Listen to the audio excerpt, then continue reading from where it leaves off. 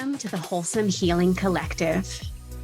Join us on our podcast for a journey into the hearts of healers from all walks of life, diving deep as we explore meaningful conversations that have the power to inspire, empower, and share life-changing wisdom. Through this community, we hope to create a welcoming environment where our listeners leave feeling nurtured and uplifted. We are so delighted you are here. My name is Alyssa. And I'm Renee. Grab a drink, get cozy, and let's dive in. Welcome to the Wholesome Healing Collective podcast. My name is Alyssa, and we've got Renee here, as well as our guest, Jana Wilson. And Jana is an emotional healing educator, meditation teacher, retreat leader, public speaker, hypnotherapist, and founder of the Emotional Healing System. We are so excited to have her on today in preparation for her book coming out in July. And I'd love to kick it off with our signature question. What is your favorite self-care practice, Jana? That would be meditation. Meditation. I love that. Yeah. Do you meditate every day? Of course.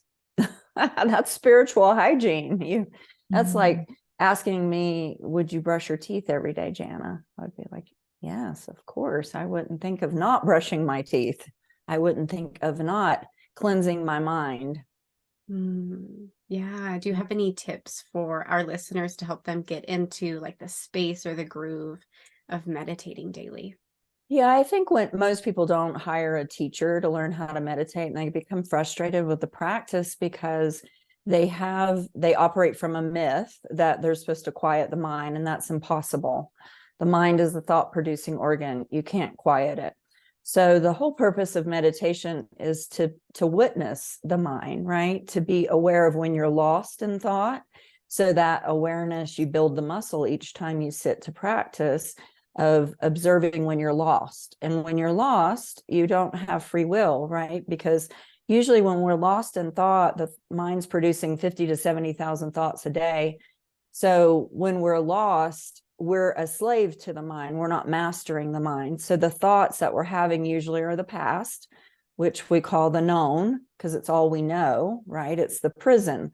So if we don't want to live in the past and keep perpetuating it and creating the same stuff, then we have to have these practices like mindfulness, meditation, because then and even contemplative prayer in the more kind of Christian tradition, because then we're aware when we're going through our day.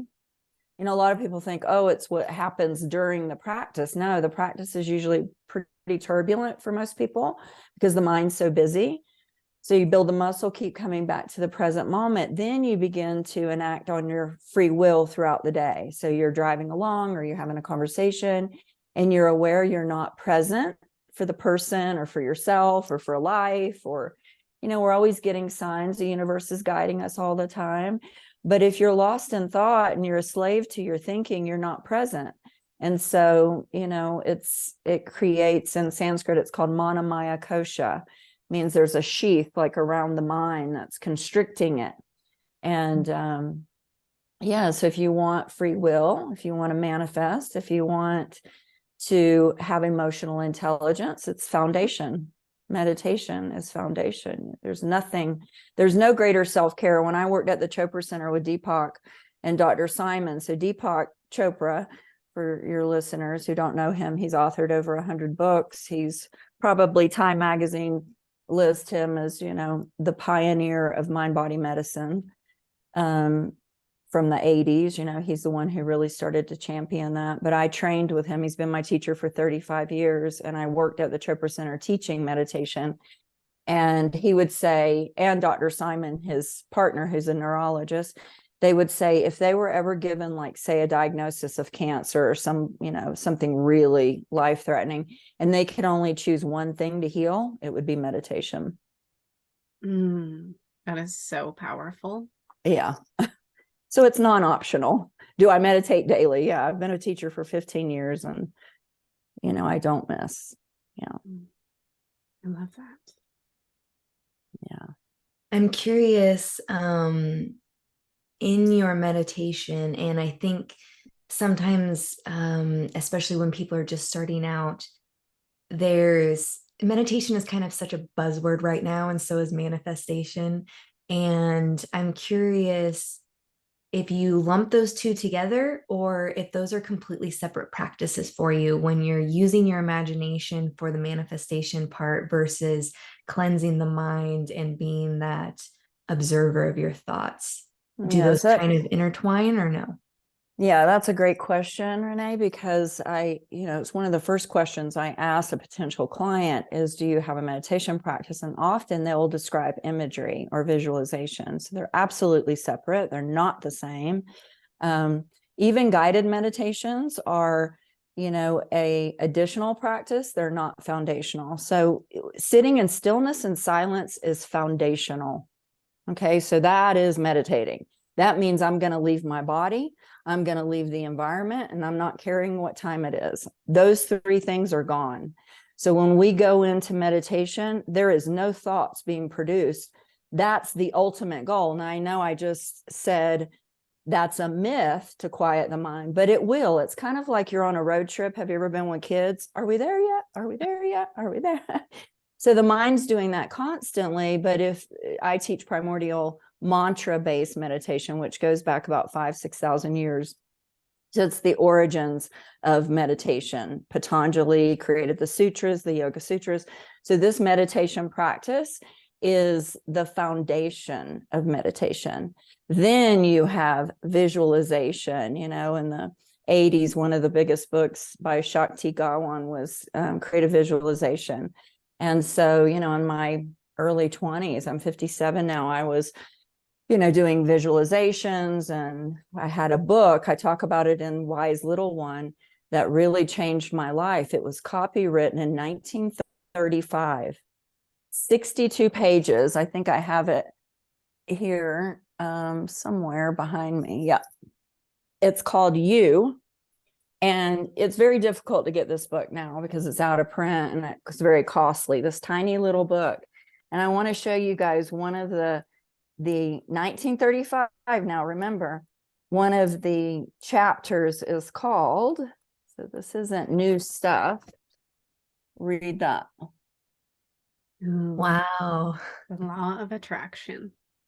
So I'm 22 years old, or 20 years old when I found this book. It literally dropped, it fell off a bookshelf at this old bookstore in San Francisco. I was there working for Maybelline, and I just, started to apply what it taught. And it was teaching this law. So this universal law of what you place your attention on expands and grows. Mm-hmm. So yeah, it was pretty cool to have that as my guidepost throughout all these years. Yeah. And I'm sure you've noticed as you've practiced over the years just how much more powerful those practices become as you've trained those muscles in the mind to be able to observe and to be able to imagine and feel into what you're imagining. Exactly. Yeah, it's not hard at all. I can literally, Deepak used to say this a lot, and I remember I'd get a little frustrated, when he became my teacher 35 years ago. I was a young mother. My daughter was just born. I was just out of school. I was 22, 23. And I didn't know what he was talking about, but I knew my soul knew, because I could feel it inside, the sense of expansion and liberation, quantum physics and quantum mechanics. And he was talking all this stuff. I'm like, but there was something that was just the possibilities of what he was saying was infinite possibilities, right? Anything's possible. And coming from my childhood, which was adverse childhood experiences, I score 10 out of 10. So there's a test. I'm not sure if you guys are aware, but it's called the ACE test. Mm-hmm. And on the ACE test, they ask questions to, really ascertain a client or a patient's childhood trauma. And, so my mom was mentally ill. My dad was an alcoholic. But the gift in all of that was that it pushed me, the poverty, the being called white trash, the labels placed on me, all of it pushed me, number one, to have a relationship with spirit, because that was my inner resource. I didn't have healthy adults around me. My grandmother was the only one, but then she lived 2.5 hours away. So I wasn't around her enough. So I had to, out of survival, connect to spiritual guidance. And so at a young age, I was getting downloads, like, okay, I was raised Christian, I was raised Baptist, I was getting downloads that, that's not the only path, and there is no heaven or hell. And, I was having like these mind expanding. And then, of course, the adults around me didn't know how to handle me because I was the cycle breaker in the family. I was the disruptor because I didn't respect these adults because they weren't showing up, right? Respectable. And so I just kept building this inner resource in this inner world of connection to the divine. And by the time I'm 12, I have an out-of-body experience. And you read that in the prologue of the book. I start with that because it was so profound. Out of trauma, I call it a near-death experience because I've heard near-death experiences described the same way of what happened to me. Mom's being beaten by dad. There's a lot of chaos. Children don't know how to manage that. And I'd already been through so much trauma to that point. I had suicide ideation. And so it was right before this experience where I was seriously contemplating taking a bottle of aspirin, or Tylenol or something. And I was praying for, help, and I just got pulled out of my body. I was one with the cosmos, meaning when I looked around, I could still see my body and hear the yelling of my parents and the screaming and the fighting. But I felt a peace that passes all understanding. And I was told, those are not your parents. I am. That is not your life. This is. And I was literally, it was as if I could have reached out and touched star nebulas. I was just, it was. And then I thought, if I'm dead, I like it. I don't want to go back. This is amazing. And then as soon as I had that thought, I remember, boom, I was back in my body. But that was the awakening that set me on this trajectory. Wow, that's beautiful. Yeah, it was beautiful. And it is. And every day, that's why meditation, yeah, we do it for stress, but it's about connecting beyond this 3D world, right, ladies? It's about connecting to other dimensions, to the truth of who we are, that we're energy, that we're a soul, that we are divine, and that this human experience, when it gets tough. Yesterday, I lost a baby chicken. And it just devastated my little girl inside. I still feel heavy-hearted today. It had jumped over flew over a 4-foot fence and intermingled before it was ready with the bigger hens and the pecking order. And one of the hens pecked it to death. And it was really, really upsetting. And I let it go. But this morning it was there again. And I reparented. So I'll share with you guys, if you'd like, the kind of reparenting process. Yes, I would love that. So I meditated because that's first, but I could feel little Jan. I could feel my emotional self. So all the inner child is our emotions, because when we were birthed to 7, we were 100% emotion, right? We perceived the entire world through the lens of our emotions. We didn't have the rational structure. The brain's not developed till we're 25. So we don't understand why parents show up the way they do. We're feeling everything, right, at that age. So being a loving adult to ourselves, we have to learn how to treat our emotions as a loving parent would, right? So I'll give little Jana permission to grieve. Yesterday was her mommy's birthday, and my mom died. She would have been 80. She died last year of Alzheimer's.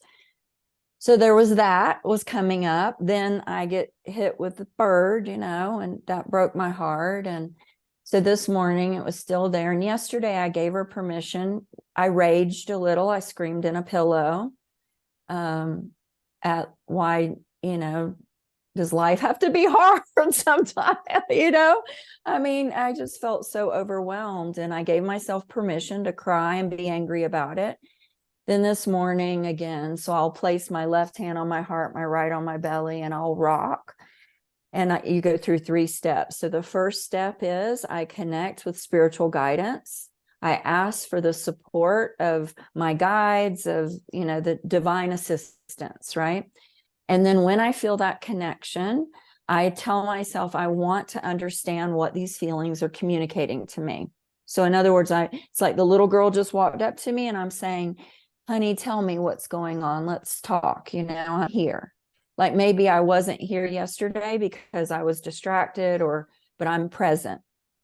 So I lean in. So emotional intelligence, one of the first skills and strategies of developing emotional self-management portion of emotional intelligence is leaning into discomfort.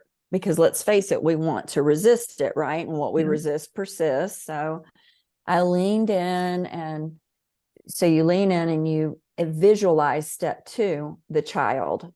So she was 5 years old, and she, felt very heartbroken about what she witnessed, because I witnessed it, the attack on the chicken. And then we had to put the chicken down. My land keeper had to come and, take the baby chick and take it out of its misery. And so she was showing me all of that. And I said, I know, and I just held her, because in that moment I wasn't creating a story to cause her suffering, right? I wasn't telling her it's her fault. I wasn't telling myself like, oh, you should have known better. You should have did this. You should have. I kind of blame my husband a little, honestly. I was not blaming myself. I was blaming him, and he's out of town. So that's second step. You dialogue with the emotion as a child, and then you listen, you take responsibility if you are creating a story that's causing the emotion, right, to suffer. But I was just heartbroken. That's just a natural. Grieving and heartbreak is something we can't get out of life without feeling, right? Anxiety, depression, all of that we can. That's suffering. That's us creating a story that's causing it, right? So then step 3, you ask for spiritual guidance to give you an action step, something that maybe you need to do. It could be a relationship that you have to. My situation yesterday, it was just hold the baby. There's no action step. It's just be with myself while I feel sad about the loss of this baby chick, and not minimize it, because there's a part of me, the adult part, oh, come on, it was just a baby chick, like, get over it. No, little Jana feels very hurt by losing the baby chicken. So that's the 3 steps of reparenting. Yeah, feeling that emotion, letting it be here so that you can release it instead of storing it for later. Yes. Yeah, because it builds up, and that's the problem. That's what creates depression. Depression, if you look up the word depress, it means to push down. So all depression is, and my husband's a physician, we talk about, Western medicine a lot, and even Deepak, he would always say that most physicians practice quackery. And quackery, if you look up what it means, it's like addressing symptoms and not root cause, right? And so, depression, pressing down. So if I would have just set that back and said, oh, what it does is it accumulates by the time someone comes to someone like myself to do deep healing work in these private retreats I lead, they think you're never upset for the reason you think, right? Because they think this is why I'm upset. I'm like, no, we got to go way back, all the way to birth to 7. It's somewhere in there that caused you to behave the way you do now, or attract the relationships you do now, that's creating the suffering, right? We got to go back to the root. And it's either in this life or a past life. And even as a past life regressionist, I was trained by Dr. Brian Weiss, who wrote Many Lives, Many Masters. I rarely do past life regression with clients. They have enough stuff to work on in this lifetime, right? It's like, Wow. So the basis of your emotional healing system is healing that root cause from 0 to 7, or do you want to expand a little bit more on that process? Yeah. So the emotional healing system. So in my 30s, I was like, okay, I had achieved success in real estate and another business. And so I had this ability, because let's face it, you have to be able to invest, right, in your education and your training and everything to be able. So I just got really focused in my 30s and began training with Debbie Ford. I ended up becoming a staff member with Debbie Ford and traveling the world with her. She wrote the New York Times bestselling book, Dark Side of the Light Chasers. And what she was teaching in a very more simplified, practical way was Carl Jung, the Swiss psychologist, Jungian psychology. So, and also combined with psychosynthesis. So the emotional healing system is a psycho-spiritual method, all the practices. So the foundation is meditation, because consciousness is everything. If you're not aware, then you can't manage yourself. You can't, so that's why I say, meditation is a absolute. You can't miss. You got to do it every day, right? Because it's a practice. You don't perfect it. The only thing you get really good at is sitting in stillness and silence, finally surrendering, right? Are we there yet? Or we kind of goes away. And you're like, so every morning we sit for 30 minutes. In the afternoon, we sit for 30. So an hour a day of meditation. And then we build on it. So then we begin to teach the clients how the psyche is formed. So the conditioning, and the stories that get created and the beliefs, those false beliefs, those disempowering beliefs that we create. I'm not good enough. I'm unlovable, all of that based on the experiences when we had, and those developmental years from birth to 7. And then once they start to understand the psyche and how it's formed in psychosynthesis. So psychosynthesis, imagine you got a big 360 circle and there's you, and you radiate all these different parts of yourself, right? There's your bitchy self and your nice self, your spiritual self and your material self. Everything has an opposite. And so in shadow work, what we're doing, Carl Jung said, I'd rather be whole, that whole circle, than just good, half. But society teaches us, oh, you got to be on the good side, right? You got to be over here, and never be over there. But how do we know it's daylight right now? And when I ask this question, either if I'm leading a group retreat or a private, people get stumped. They say things like, well, the sun's out. No, that's not how you know. Because I can see it's light. No. You know it's daylight because you've experienced darkness. If we never experienced darkness, we probably would have no awareness or no name for light. So there's that saying, there's 3 mysteries in life. Air into a bird. I'm sure the bird doesn't go, oh, I'm flying through the air, until maybe it's in a cage, right? Water into a fish. I'm sure the fish isn't going, oh, swimming through the water, until it's out of the water. And man into himself. Right. Those are the mysteries. And so in order to have self-reflecting consciousness, to be able to see ourselves, we have to understand how the psyche's formed, right? We have to meditate. We have to have self-awareness so we can then manage and regulate our emotions, our nervous system. So, so then once we start building that, so the blend of, really teaching, and listen, I work with PhD psychologists, psychotherapists. They tell me, I never learned this in school. And they become better with their patients and their clients after working with me because of the simplicity, right? Because again, going back to Western medicine, therapists are not taught to teach you how to help yourself. That would not be good for their business, right? We have sick care system, right? They need us to depend on them. Not all therapists, please don't get me wrong. I'm not overgeneralizing. I'm just saying that's the model of Western medicine. So if we want to learn how to care for ourselves, we have to engage in these type of transformational. So the emotional healing system, which different book will be coming out at the end of the year. My husband's co-authoring it with me to kind of talk about all the science because he's a physician.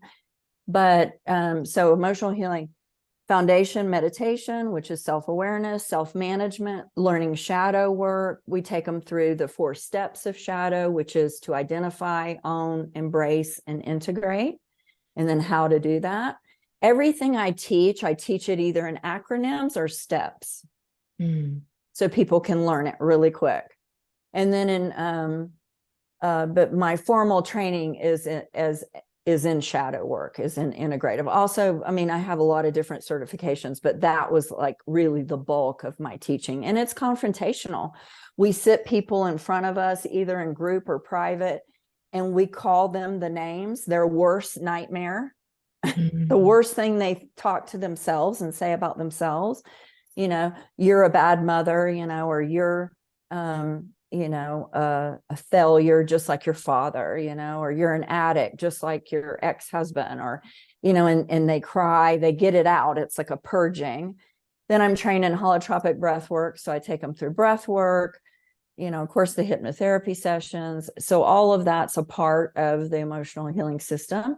And then we move them into the reparenting, really understanding the roles of codependency and how we engage in relationships with takers and caretakers, and how to step out of those drama triangulations, right? Mm-hmm. And have healthy relationships. And then we move them into envisioning. And so the work that I did with Deepak and Dr. Joe Dispenza, really teaching people how to imagine their ideal future with elevated emotion and do it so many times. So to answer your question, Renee, earlier, you meditate first, that's foundation, and you create your sadhana, your devotional practice every morning. So you're meditating, and then after I meditate, we'll do some heart coherence. So I train with the HeartMath Institute. So we teach them intelligent energy management techniques, and we have biofeedback monitors that we give clients. And so we'll do some, heart focused breathing, some quick coherence, maybe a heart lock-in, which is where you radiate these good feelings out to the world. And then we'll do envisioning. So they script out their ideal, whatever they're manifesting, right? My ideal relationship with myself. When I envision myself waking up, feeling connected in my heart to my spirit and to God, or, the universe, and I'm living my passion and purpose, I feel like so excited about my life and where I'm headed. So we create these really powerful desire statements, and then I'll have the client create a mind movie. If you guys aren't familiar, it's a great program. We give those to all of our clients, and they create like a coming attraction, like a 2-minute video with music of their coming attraction, and they'll watch that. So it's very systematic. The workbook, I was looking to see if I have one here. The workbook they receive on the last page literally has daily practices. I wanted to create a retreat that I wanted to attend. I knew I needed somebody to tell me, what do I need to be doing every day without fail? Oh, here it is. There's 10 things we give them, all the way from the moment they wake up to when you go to sleep at night. So it's very thorough. It's very complete. It to me, it has all the essential elements of what you need to be emotionally whole and emotionally intelligent, stable in your emotions. Yeah, I'm very proud of the emotional healing system, if you can't tell. Yeah. You should be. What a beautiful culmination of all the wisdom nuggets you have learned over the years. Yes, thank you. When I saw the list of the people that you've worked with, like Deepak Chopra and Joe Dispenza and Brian Wise, and I'm like, oh, these are my favorite people. Like, read so much about them, and I hear so much of the things that I've read coming through and what you're saying, and how you've developed this. And it truly does seem like a beautiful culmination of all of those works. And I'm intrigued. I'm like, oh man. And HeartMath Institute, I love the coming together of the science and the spirituality of Me it. too. And Me how we too. can really measure this, and the heart brain coherence, and what we can measure radiating from ourselves, and how much we can impact that with our daily practices and that healing work. So powerful. We are powerful. I mean, we are creators. We are supernatural. We can have metacognition and be metahuman. It's just, the average person, right, lives like, I mean, Emerson said most men lead lives of mediocrity. And But those of us who I believe are, mature old souls, there's different soul ages. Most of the time you only hear old soul, but there's infant souls. Have you ladies ever wondered why maybe you weren't born in the Congo having your vulva cut out? Because you're not an infant soul. So infant souls are born in places of survival still, and there's still infant souls on this planet. They're even here in the US. They're just a very small percentage. Then the soul keeps advancing because we're here, but this creator's given us infinite opportunity to grow and learn in Earth School. And then we move on to baby soul, and babies have stranger danger. So they're characterized. This is a teaching called the Michael teachings, by the way. It's similar channeled information like Abraham Hicks. Esther channels Abraham. This is channeled, and it's called Michael teachings. They're non-local. They're not in physical form. But it made sense to me, and I'm sharing it with you because I think it really helped me, because coming from very Bible Belt, the South, a lot of judgment on me as soon as I pulled away from that. And I share it in Wise Little One, my memoir. The more expansive I became, I actually became a better Christian. I had a better relationship with Jesus. But I don't see, him separate from me. I don't see him, it's very different. And so baby souls, those seek to make others like them. They have stranger danger. So baby souls are characterized by fundamental religion. It's our way or the highway, this belief in damnation. Then as the soul keeps advancing, it gets to young soul, but young souls aren't interested in religion anymore. They're all about money and consumerism. So America, China, young soul countries, they just want to consume. They want to look young. They want to, more. Then the soul keeps advancing. Mature souls are very relationship oriented, both interpersonal and with other.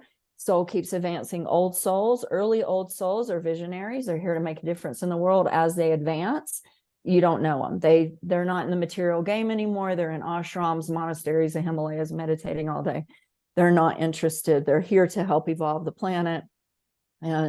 But the reason why I share that is because once I understood it, it made perfect sense. When I work with someone who, now I'm very good at interviewing before I accept a client, and I'm booked into next year in my private work. So I'm very, very selective in who I work with.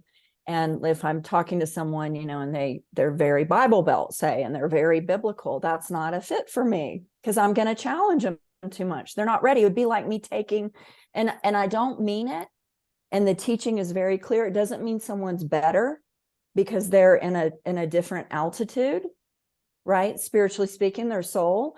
It just, everybody's operating at their own level of consciousness where they're at, right? So I can't teach trigonometry to a 5-year-old, right?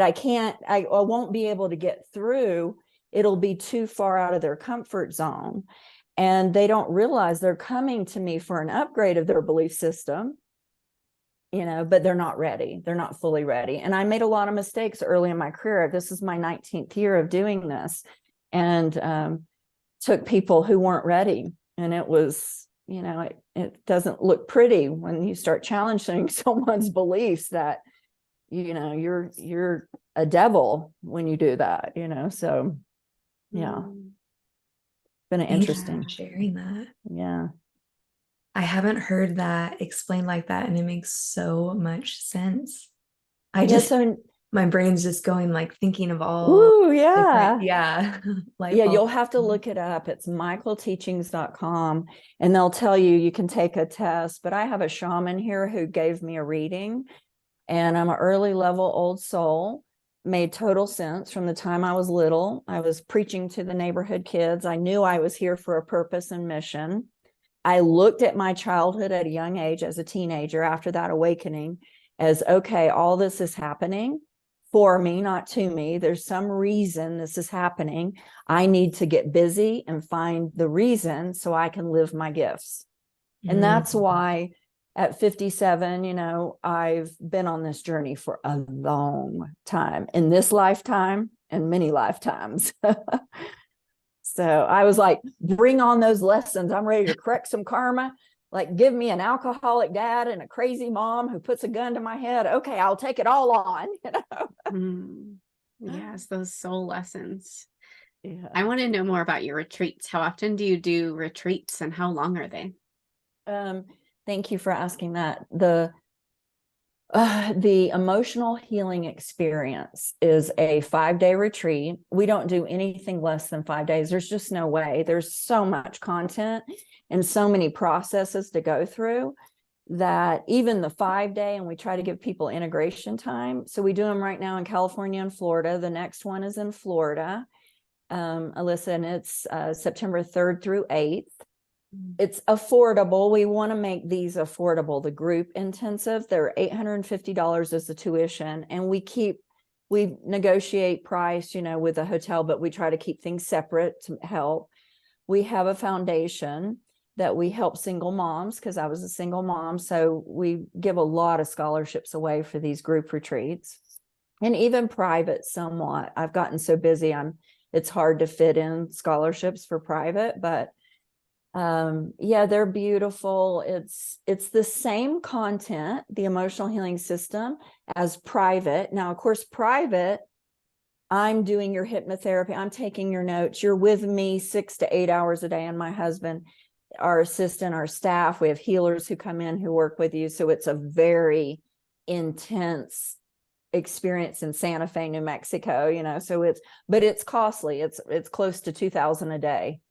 Okay. So it's, it kind of eliminates people. And then we just finished a new offering. We recorded the retreat, my husband and I, and we have an online retreat that we're going to offer for less than $300, so that people can have access. If they can't fly, they can't attend, they can't, for whatever reason, they can't afford it, then we're going to offer that. So we're really trying to support as many people. I mean, my mission is, I can't ever see myself retiring, right? It's like when you do what you love and you're on purpose, you're just like, okay, use me up.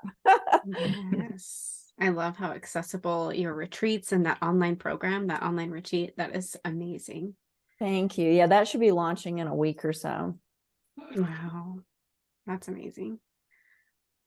One thing that stood out right before the retreat part was in your example of you're envisioning your relationship with yourself. And I feel like there's something really powerful in that. And maybe you could expand a little more, because I feel like so often when we go to envision our life, we envision the external circumstances that we want to see in our life.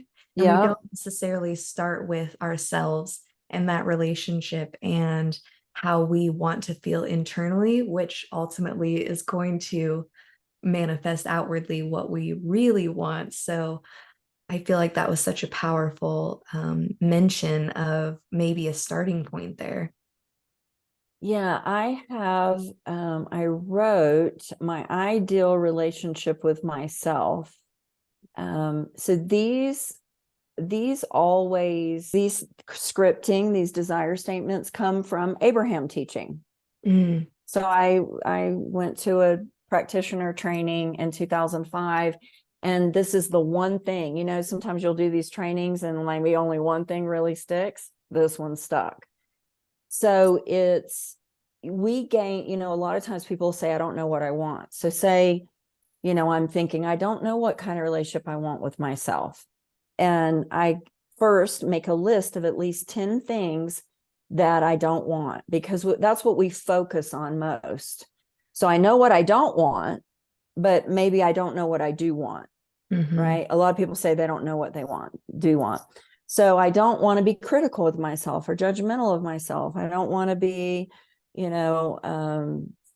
lazy. I don't want to be unmotivated. I don't want to be. So I'll make a list of all the things that internally maybe I judge about myself or I don't like. Then I'll go to the opposite. It's called a T tool. It's just like a big T, my ideal relationship with myself, what I don't want, what I do want. Then on the do want, I'll say things like, I want to be accepting and loving and connected, because I don't want to be disconnected. I want to be, and I'll make that list. Then the second step is the desire statement. So this is scripting. So we are the leading lady or leading man of our movie called life. And it's very important to get really precise, right? And really clear about what we want with this energetic field of energy called the unified field, called God, called spirit, source, whatever you want to call it. But it needs to know, because we are vibrational beings, right? We need to align ourselves with these.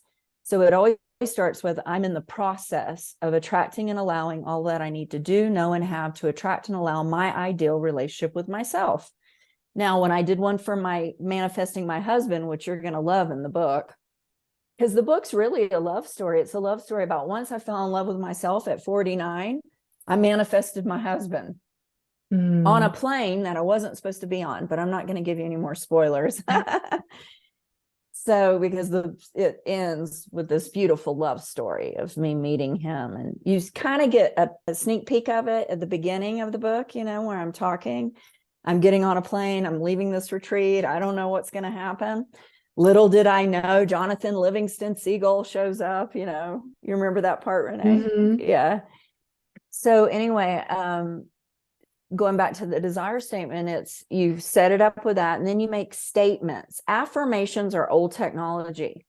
Desire statements are new. Affirmation is a statement in the truth in the moment. So if I'm, say, drowning in debt, and I say, I am an abundant, debt-free, I'm abundant and debt-free. My inner child, that wounded part of me, or my ego, whatever's going to be like, BS, and I'm going to offer up resistance, right? And what we resist persists. But if I said something, when I envision being debt-free, I feel so at peace. Mm-hmm. No resistance, because it's a vision. It's my imagination. Einstein said imagination's more important than knowledge, because it'll take you where knowledge never could. So when I sit and I envision, like waking up, connected with myself, moving through my day, when I envision myself handling challenging situations with poise and grace and consciousness, I feel empowered and invincible, that's a statement that I get like, oh yeah, I see it. Now, as I go throughout my day, I planted a seed. And when the challenging situation comes up, it's like my awareness goes, oh, grace, consciousness, ease. And I'm like, okay, breathe, regulate your nervous system. You can handle this, because I've already envisioned it. I've already seen the future. I'm living in the future before I've even got there. Wow, that is powerful. Very I have a powerful feeling that people leave your retreats feeling very empowered and connected to themselves. They do. They leave unrecognizable. I'll say that. Debbie Ford used to say it at the shadow process. You're going to leave unrecognizable to yourself. I used to think, what the hell is she talking about? And then, of course, I experienced it. And then I, worked with her and watched, hundreds, thousands of people leaving unrecognizable. And her work was only shadow. These retreats I lead are everything from spirituality to shadow to reparenting to envisioning, and so it's a full. And sometimes, the feedback I've got is it's a lot. Some people aren't ready for it all. So I always say, listen, if you only take one thing, it'll change your life, so just be patient. I'm planting a seed. It might be 5 years, 10 years down the road. All of a sudden you're into reparenting and you don't even remember coming to my retreat, and that's where it began. It doesn't matter, right? Yes. Yeah. It all unfolds how it's meant to. Exactly. Some people, everybody's operating where they're at. So some are ready and some aren't. So when the student's ready, the teacher appears. I believe Renee that 100%. Yeah, I was gonna say Renee says that almost like every other episode. Does she? She loves that saying. Yes, it's so true, because and everyone's our teacher. Yesterday, Dorothy, my hen, I'm seeing her as the teacher. I was so angry at her for doing what she did at that, but that's nature. That's life. And so this morning in my practice, I did a reel on it on my Instagram. And I just said, it's the impermanence of life, right? And we have to be in acceptance, because soon as we push up against it, it's as if we're pushing up against the entire universe, and we suffer. So I had to, I just have to keep surrendering into acceptance that this is the cycle of life, right? That birth, death, chaos, order. It's just a part of it. So you got to find your balance, right? Your midline. Buddhism talks about the midline, and that's what we're always trying to find. Where's the balance? Yes. So many juicy nuggets, so many tips. I absolutely love this conversation with you, Jana. Oh, thank you. Me too. Yeah. Does that feel complete, Renee? I think so. I feel like we could talk on for a long time. We could. But I love everything that we've been able to discuss so far. Yeah. And so for any of the listeners, I mean, I'm sure you guys in the show notes will give them my, website, and the book launch is July 12th. You'll be able to buy it on all platforms, Amazon, everywhere. It'll come out in hardback, paperback, ebook, and then I'll be in the studio recording. I'm going to record the book in Audible. So I love it when authors record their own books in Audible.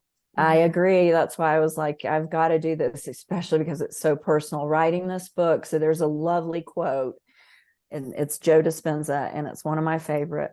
Memory without emotional charge is wisdom. Memory without emotional charge is wisdom. So when I began writing this book, it took me 10 months to write it. And I had a great team of editors and people helping me. And I thought, oh, I'm good. I've done my healing work. I mean, not that I think I've arrived, but I feel like I've done my healing work on my childhood. And it was still emotional. It still brought up a lot of stuff because you're going into details, right? The cologne my dad was wearing, or the smell of his breath, or, I mean, we don't think that way, right? But when you write it, the reader wants the details. And so you've got to take them along the journey with you. So it was intense, period. And there were tears. And I would think of that quote, oh, memory without emotional charge is wisdom. And I was like, well, I feel like I've extracted the wisdom, but boy, there was another layer. I had to unpack another layer of more healing. So it's the never-ending journey. That's beautiful that the book became part of your healing and will become part of all of your readers' healing as well. That's so the intent. Together. Yeah. Thank you. Yeah. It's so beautiful having you on today. And we really appreciate your time, your wisdom. This was so beautiful. And to our listeners, we hope that you have a beautiful rest of your day.